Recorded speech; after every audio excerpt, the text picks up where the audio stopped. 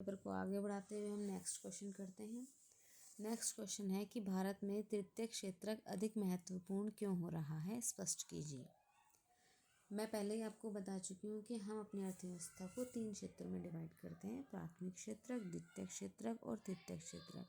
जितने भी काम हैं, जितने भी कार्य हैं जो प्राथमिक यानी प्रकृति से जुड़े हुए हैं, वो सब प्राथमिक सेक्टर में आते हैं।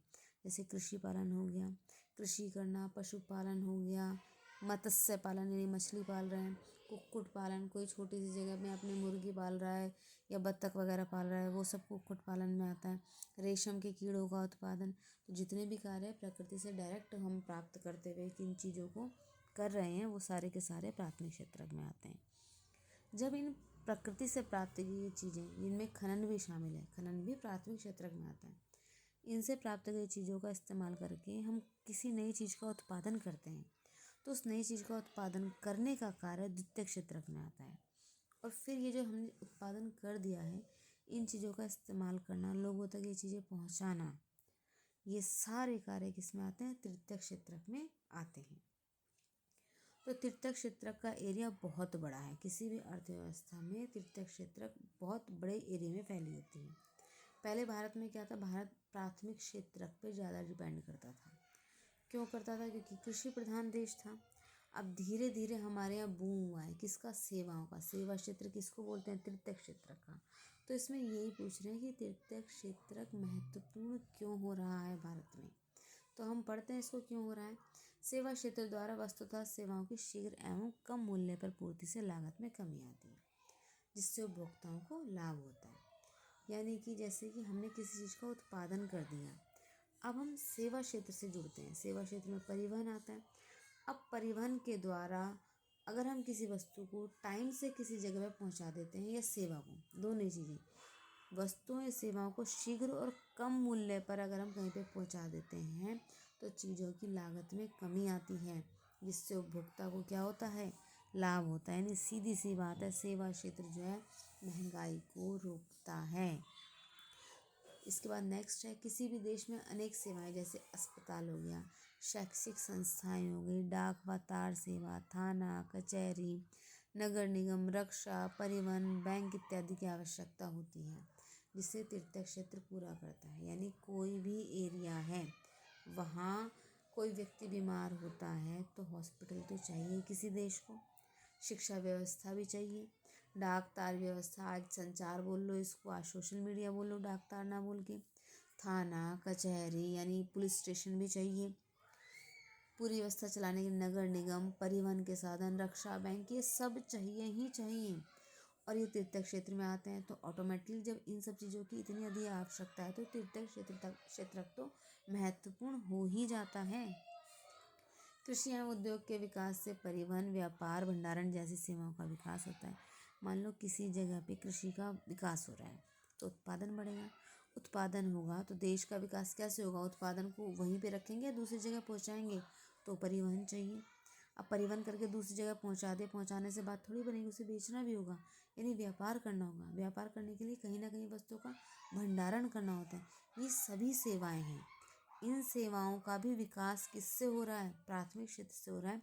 लेकिन जब हम परिवहन की सेवा को आगे बढ़ाते हैं, तो और सेवाएं, व्यापार और भंडारण की सेवाएं बढ़ती हैं, जिससे देश में रोजगार बढ़ता है।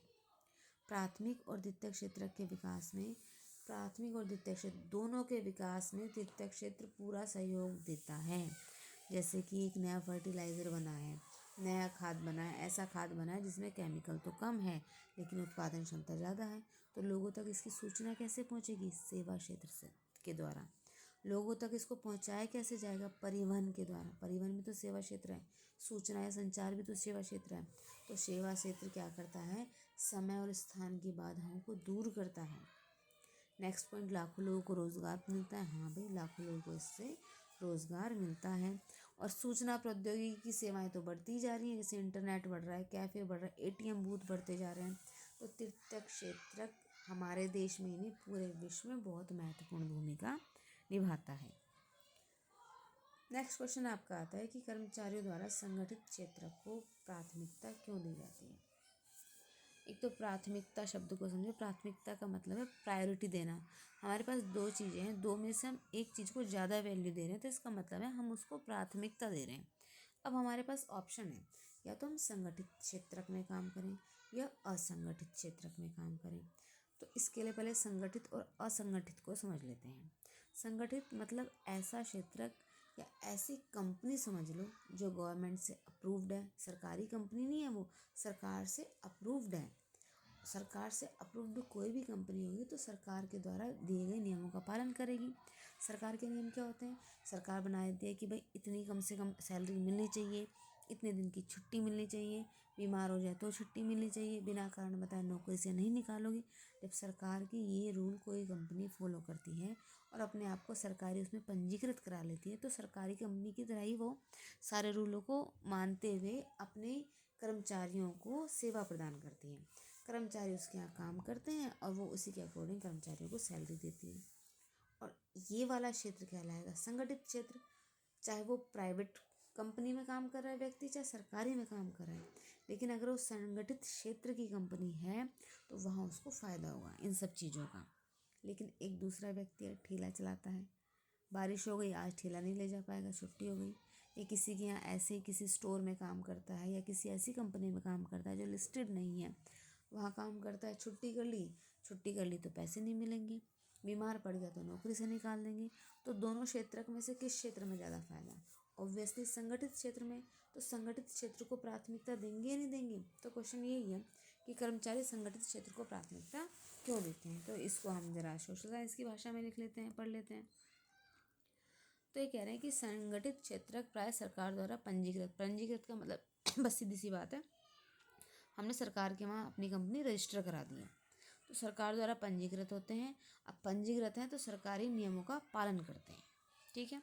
संगठित क्षेत्रों में सभी श्रमिकों को रोजगार की सुरक्षा होती है, यानी कि ये सभी श्रमिकों को ये फिक्स कर दिया जाता है कि अब आपको रोजगार मिल गया है तो आपको बिना वजह ऐसी नौकरी से नहीं निकाला जाएगा, यानी आपका रोजगार सुरक्षित है। कार्य करने के घंटे भी तय हैं, वेतन भी निश्चित है। एक्स्ट्रा काम करोगे तो एक्स्ट्रा पैसे भी मिलेंगे, अतिरिक्त कार्य करोगे तो अतिरिक्त वेतन भी मिलेगा। संगठित क्षेत्र में कार्य करने वाले कर्मचारियों को सवेतन छुट्टी भी मिलती है, यानी कि सवेतन छुट्टी का मतलब है अगर आपने छुट्टी कर ली या हफ्ते में एक छुट्टी आपको मिल रही है तो आपका वेतन नहीं कटेगा। अचानक बीमार हो गए तो बीमारी अवकाश मिलेगा।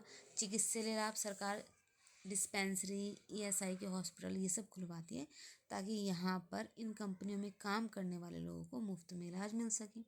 भविष्य निधि यानी प्रोविडेंट फंड दिया जाता है। और जब सेवानुदान, जब सेवा पूरी हो जाती है रिटायरमेंट के टाइम भी कुछ पेंशन, कुछ पैसे वगैरह दिए जाते हैं। तो ये जितने भी संगठित क्षेत्र के लोग हैं ये क्या करते हैं, ये अपने अंतर्गत कारखाना अधिनियमों का पालन करते हैं, न्यूनतम मजदूरी अधिनियम का पालन करते हैं, सेवानुदान अधिनियम, दुकान व प्रतिष्ठान अधिनियम, ये सारे अधिनियम का मतलब कानून, सरकार ने कानून बना रखे हैं और ये बड़ी बड़ी कंपनियां इन कानूनों का पालन करती हैं। जहाँ इन कानूनों का पालन होता है तो कानून बने ही कर्मचारियों के लाभ के लिए। तो कोई भी कर्मचारी चाहेगा कि वो संगठित क्षेत्र को ही प्राथमिकता दे, असंगठित क्षेत्र को प्राथमिकता ना दे। चलते हैं नेक्स्ट क्वेश्चन की तरफ। नेक्स्ट क्वेश्चन कहता है कि भारतीय रिजर्व बैंक के महत्व का वर्णन कीजिए। अब भारतीय रिजर्व बैंक को समझो। देश में बहुत सारे बैंक है, SBI bank, Punjab national bank, bank of India, Indian bank. ये सब बैंकों का लीडर या हेड उसको बोलेंगे भारतीय रिजर्व बैंक। तो क्वेश्चन आएगा भारतीय रिजर्व बैंक क्या है? सभी बैंकों का बैंक है भारतीय रिजर्व बैंक। ये क्या करता है? ये करता है ऋणों के औपचारिक स्रोतों की कार्यप्रणाली पर नज़र रखता है। पहले तो ऋणों के औपचारिक स्रोत, ऋण मतलब कर्जा लेना है हमें किसी से, तो ये दो तरीके से कर्जा लेंगे, या तो बैंक से कर्जा लेंगे, ठीक है, या किसी ऐसी कंपनी से, ऐसे स्रोत से कर्जा लेंगे जो सरकार के द्वारा निश्चित किया गया है, या फिर हम अपने दोस्त से ले लेंगे, पड़ोसी से ले लेंगे, महाजन से ले लेंगे, सोना गिरवी रख के कहीं और ले लेंगे, किसी सुनार से ले लेंगे। तो जहाँ हम बैंक से और सरकार द्वारा लिस्टेड किसी कंपनी से कर्जा ले रहे हैं तो उसे हम बोलते हैं औपचारिक स्रोत। ऋण लेने का औपचारिक स्रोत है। जहाँ अपने किसी दोस्त, रिश्तेदार या किसी साहूकार से ऐसे ही कर्जा ले लेते हैं उसे हम बोलते हैं अनौपचारिक स्रोत। तो जो ये औपचारिक स्रोत है जो कर्जा देते हैं लोगों को, इनकी निगरानी कौन करता है? इनकी निगरानी रिजर्व बैंक ऑफ इंडिया करता है तथा इनके लिए कुछ विशेष नियम और सीमाएं बना देता है ताकि ऋणी का किसी भी प्रकार से शोषण ना किया जा सके। यानी जो व्यक्ति इन बैंकों से कर्जा ले रहा है उनका किसी भी प्रकार से कोई शोषण ना हो सके। पहला काम तो ये है। क्या करता है? औपचारिक ऋण के स्रोतों की कार्यप्रणाली पर यानी उनके काम काज के तरीके में नज़र रखता है, उनके लिए कुछ नियम कानून बनाता है ताकि ऋण लेने वाले लोगों को कोई परेशानी ना हो। नेक्स्ट, प्रत्येक बैंक को अपने पास जमा पूंजी की न्यूनतम राशि को बनाए रखना होता है। यानी एक बैंक में अगर हमने अपने पैसे जमा कर दिए तो बैंक क्या करता है? हमारे पैसे हमसे लेके उसे किसी और को ब्याज पे देता है, क्योंकि बैंक की कमाई का जरिया यही है, दूसरों को पैसे ब्याज पे देता है। अब आरबीआई का कानून है कि अगर आप 100 रुपये जमा करते हो सब लोगों से एक दिन में, तो आप उधार 75 रुपये ही दे सकते हो। 25% या 15%, 15% तो न्यूनतम उसने फिक्स किया हुआ है कि आपको अपने पास रखने ही है। ये नहीं एक से आपने 100 रुपये ले 100 के 100 दूसरे को उधार दे दिए। मान लो कोई व्यक्ति आपसे पैसे वापस मांगने आया तो कहाँ से दोगे? तो इसके लिए आरबीआई कहता है कि आपको कुछ न्यूनतम राशि अपने बैंक में रखनी है। कितनी रखनी है ये आरबीआई ही फिक्स करता है। वर्तमान में 15% है कि जितनी आपके पास टोटल जमा है, बैंक जो लोगों के पैसे अपने पास रखता है उसे बैंक की टोटल जमा बोलते हैं। ठीक है, जब हम बैंक में पैसा जमा करने जाते हैं तो हमने अपनी कमाई, खून पसीने की कमाई बैंक में ले जाके रख दी। बैंक उस पैसे का इस्तेमाल करके कमा रहा है, लोगों से ब्याज ले रहा है, तो वो हमें भी थोड़ा बहुत ब्याज देता है।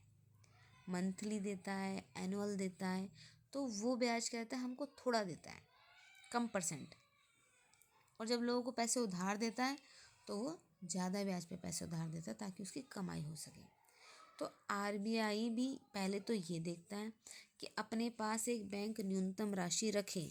दूसरा वो ये भी देखता है आरबीआई कि वो लोगों की जमा पे कितना ब्याज दे रहा है और लोगों को जब उधार दे रहा है तो कितना ब्याज अपने पास रख रहा है। ऐसा आरबीआई इसलिए करता है ताकि किसी भी प्रकार से किसी का शोषण ना हो सके। इसके बाद आरबीआई ये भी ध्यान रखता है कि बैंक जो है जब लोगों को टैक्स दे रहा पैसा उधार दे रहा है तो सिर्फ बड़े बड़े लोगों को ही पैसा उधार ना दे, वो छोटे उद्योगपतियों को भी पैसा उधार दे, छोटे किसानों को भी दे, व्यापारियों को भी पैसा उधार दे ताकि वो भी अपना बिजनेस चला सकें। किसी भी देश की इकोनॉमी तभी बूम करती है जब छोटे छोटे जो उद्योगपति हैं इनको अवसर मिलता है, इनको मौका मिलता है, ये आगे बढ़ते हैं और अर्थव्यवस्था को आगे बढ़ाते हैं। उसके बाद आरबीआई बैंकों द्वारा जमा व उधार पर दिए गए ब्याज की दर को निर्धारित करने के लिए दिशा निर्देश जारी करता है। आरबीआई टाइम टाइम पे गाइडलाइन जारी करता है कि आप लोगों को ब्याज पे पैसा दे रहे हैं तो आप इतना ब्याज उनसे लेंगे, और लोग आपके पास पैसा जमा कर रहे हैं तो आप उनको इतना ब्याज देंगे। ठीक है, और इसके बाद आरबीआई विभिन्न बैंकों से निरंतर जानकारी प्राप्त करता है कि वे भाई तुमने कितने रेट फिक्स किए हैं, कितने रेट पर तुम किसी को ऋण दे रहे हो। ये आरबीआई के महत्वपूर्ण कार्य हैं। इससे ही किसी देश के जो कीमतों को नियंत्रण में रखता है। तो मेन ये भी आता है कि आरबीआई किसी देश की कीमतों को नियंत्रण में रखने का कार्य भी करता है। अब नेक्स्ट है, नीचे दिए गए स्रोतों को पढ़िए और उसके नीचे दिए गए प्रश्नों के उत्तर लिखिए। देखो सरकार जो है अब क्या कर रही है, आपके पैटर्न में थोड़ा बहुत चेंज ला रही है। पहले सारे क्वेश्चन ऐसे आते थे कि आप सिर्फ पढ़ो, याद करो और लिख के आओ। अब क्या करिए, कोई ना कोई 3-4 लाइनें दे देती है, वो 3-4 लाइनें या 3-4 पैराग्राफ होते आपकी बुक से ही हैं, लेकिन क्वेश्चन उस पर ऐसे बेस्ड होते हैं कि आपको सोच समझ के आंसर करना पड़ेगा। आपकी रट्टाफिकेशन काम नहीं आएगी, आपकी बुद्धिमत्ता काम आएगी कि बुद्धिमत्ता का प्रयोग करके उन सवालों के आपको जवाब देने हैं। जैसे कि अब हम आगे बढ़ते हैं। नेक्स्ट है, ये लिखा हुआ है कि धार्मिक सुधार और सार्वजनिक बहसें। यह वह समय था जब समाज और धर्म सुधारकों तथा हिंदू रूढ़िवादियों के बीच विधवादाह, एकेश्वरवाद, ब्राह्मण पुजारी वर्ग और मूर्ति पूजा जैसे मुद्दों को लेकर बहस ठनी हुई थी। बंगाल में जैसे जैसे बहस चली, लगातार बढ़ती तादाद में पुस्तिकाओं और अखबारों के जरिए तरह तरह की तर्क समाज के बीच आने लगे। ये पहला पैराग्राफ है। फिर प्रकाशन के नए रूप, नई साहित्यिक विधाएं जैसे गीत, कहानियाँ, सामाजिक राजनीतिक मसलों पर लेख, ये सब पाठकों की दुनिया का हिस्सा बन गए। अपने अलग अलग तेवरों में इन्होंने इंसानी जिंदगी और अंतरंग भावनाओं और उन सामाजिक राजनीतिक नियमों पर बल दिया जिनसे इनका स्वरूप तय होता था। महिलाएं और मुद्रण, चूंकि सामाजिक सुधारों और उपन्यासों ने पहले ही नारी जीवन और भावनाओं में दिलचस्पी पैदा कर दी थी, इसलिए महिलाओं द्वारा लिखी जा रही आप बीती के प्रति कौतूहल तो था ही। ये आपकी बुक से लिया है इन्होंने सारा। अब प्रश्न पूछ लिए हैं। प्रश्न किस प्रकार है? पहला प्रश्न तो ये है कि मुद्रण ने भारत में 19वीं सदी के प्रारंभ में बहसों की प्रकृति को किस प्रकार बदल दिया। यहाँ पे सिर्फ ये बताया है कि तेज बहस ठनी हुई थी। अब बहस बदल, पहले क्या बहस थी, अब क्या बहस थी, बहस बदली क्या है, ये आप तभी उत्तर दे पाओगे जब आपने चैप्टर पढ़ा होगा। तो चलो इसका उत्तर देखते हैं। 19वीं सदी के आरंभ से ही विभिन्न समूहों द्वारा धर्म की भिन्न व्याख्या, रीति रिवाजों में सुधारों के विचार, सामाजिक सुधारकों के तर्क जैसे सभी वाद विवाद मुद्रण के द्वारा जनता के समक्ष आने लगे, जिससे न केवल नए विचारों का प्रचार प्रसार हुआ अपितु इससे बहसों का एक नया रूप प्रस्तुत हुआ। ये बता रहे हैं कि बहस बदली तो कैसे बदली, इस वजह से बदली क्योंकि पहले क्या था, पहले लोगों के सामने सारी बातें आ नहीं पाती थी। अब क्या था, विभिन्न धर्म समूहों द्वारा धर्म की विभिन्न व्याख्या हुई, धर्म की व्याख्या करने लग गए। अब जब धर्म की व्याख्या हुई तो वो छपी, मुद्रण हुआ। मुद्रण का मतलब है छपना। बहुत से बच्चे मुद्रण को मुद्रा समझ लेते हैं। तो वो छपी, जब छपी तो वो जनता के सामने आई, जनता ने उसको पढ़ा। बहुत से धर्म सुधारकों ने भी अपने अपने तर्क जो है अखबार में छपवाए, अखबार में या पत्रिकाओं में बहुत से रीति रिवाज, बहुत से सुधारों के बारे में लिखा। तो अब जब नई चीज़ें लोगों को पता चलती है, एक क्षेत्र के लोग दूसरे क्षेत्र की चीज़ को जानते हैं, तो इससे लोगों में इसके बारे में नई बहस शुरू हुई कि इन्हें बदला जाना चाहिए, ये रीति रिवाज सही है या नहीं है। तो ये सब बहस को बढ़ावा किसने दिया? मुद्रण तकनीक ने। नेक्स्ट आपका है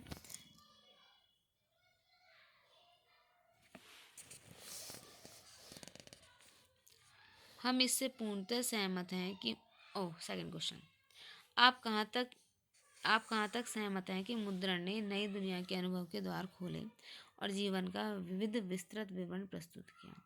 हाँ भाई, ये बात से तो पूर्ण रूप से आप सहमत हो। इससे तो आप अपने शब्दों में आसानी से लिख सकते हो कि हाँ, मुद्रण ने, यानी जब छपाई का काम होने लगा, उसने नई दुनिया के अनुभव के द्वार खोले। कैसे भाई? मेरा जो भी एक्सपीरियंस है, मैंने अनुभव किया है, मैं सब कुछ जा के नहीं बता सकता, लेकिन अगर वो मैंने लिख दिया, अपने जीवन के तजुर्बे को पन्नों पे अगर मैंने छाप दिया, तो कोई तो उसको पढ़ेगा। कुछ मेरे क्षेत्र में वो किताब छपेगी, कुछ दूसरे क्षेत्र में, कुछ दुनिया के दूसरे कोने तक किताब पहुंचने लगी।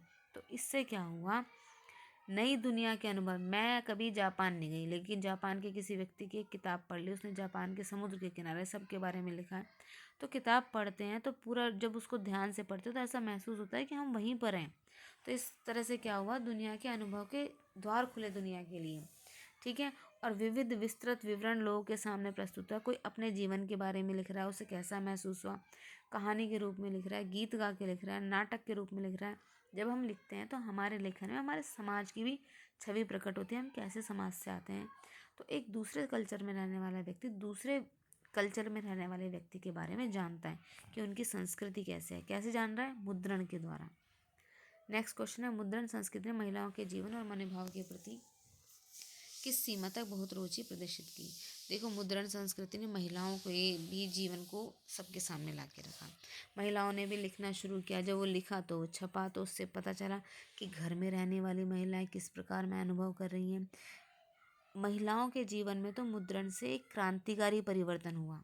उन्होंने जितनी भी कहानियाँ लिखी, वो कहानियाँ अपने मध्यम वर्ग के परिवार पे लिखी, रिश्तेदारों को जानते हुए लिखी, आसपास के समाज पे लिखी। इससे क्या लिखा हुआ, जब उन्होंने ये सब लिखा तो नए सोच रखने वाले परिवार के लोगों ने इनको पढ़ा, अपने घर की महिलाओं को भी शिक्षित करने के कार्यों में वो लग गए और लड़कियों को स्कूल भेजा जाने लगा। इस प्रकार मुद्रण ने तो महिलाओं के लिए नए द्वार ही खोल दिए थे। नेक्स्ट क्वेश्चन हम करते हैं। लास्ट क्वेश्चन है इस वीडियो का कि उद्योग की स्थिति को प्रभावित करने वाले उत्तरदायी कारकों की व्याख्या कीजिए। कहीं पर कोई उद्योग है, उसकी स्थिति किन किन चीज़ों से प्रभावित होती है। जरा सुन लेते हैं हम। भारत में उद्योग पर्यावरण निम्नीकरण के लिए निम्न प्रकार से, ये क्वेश्चन जरा गलत हो गया है। क्वेश्चन तो इसने अलग पूछा है कि उद्योग की स्थिति को प्रभावित करने वाले कारक, और आंसर हो गया उद्योग पर्यावरण निम्न के लिए किस प्रकार जिम्मेदार है। तो शायद क्वेश्चन यही रहा होगा कि भारत में जो उद्योग हैं वो पर्यावरण निम्नीकरण के लिए किस प्रकार जिम्मेदार हैं, यानी पर्यावरण को कैसे नुकसान पहुंचा रहे हैं। तो इसी प्रश्न का उत्तर हम लिखते हैं, ये ऊपर का प्रश्न काट देते हैं। मृदा जल तथा वायु प्रदूषण, पर्यावरण निम्नीकरण कैसे होगा। पर्यावरण में क्या आता है, मृदा आ रहा है, जल आ रहा है, वायु आ रहा है, इन्हीं समय प्रदूषण हो रहा है तो पर्यावरण का निम्नीकरण होगा। इन समय प्रदूषण कैसे हो रहा है, उद्योग हमने खोल दिए, धुआं फैल रहा है, विषैली गैस जा रही है वायुमंडल में, तो वायु प्रदूषित हो रही है। जैविक अजैविक पदार्थ यानी हम जो भी बना रहे हैं तो उसमें कुछ जल का प्रयोग होता है, वो सारा कचरा कहाँ बहा देते हैं, नदी नहरों में गिराते हैं, जल प्रदूषण होता है। बहुत सा कचरा जो तापीय विद्युत संयंत्रों द्वारा बहाया गया रासायनिक कचरा होता है, वो स्वच्छ जलचरों के जीवन को प्रभावित करता है, यानी जहाँ पानी में रहने वाले जीव हैं उनके शरीर में भी केमिकल जाता है, वो भी मर जाते हैं। उसके अलावा खुले में कचरा छोड़ दिया उद्योगों का, ज़मीन को, मृदा को ख़राब कर देता है। कचरे में जो रसायन शामिल होते हैं वो मृदा की उर्वरता को नष्ट कर देते हैं। तो आज के लिए इतने ही क्वेश्चन बच्चों, इनको ज़रूर से ज़रूर पूरे के पूरे पढ़ लें। एक दो बार वीडियो को ऐसे सुन लेंगे हंसते खेलते तो तुम्हें क्वेश्चन आसानी से दिमाग में बैठ जाएंगे। Thank you.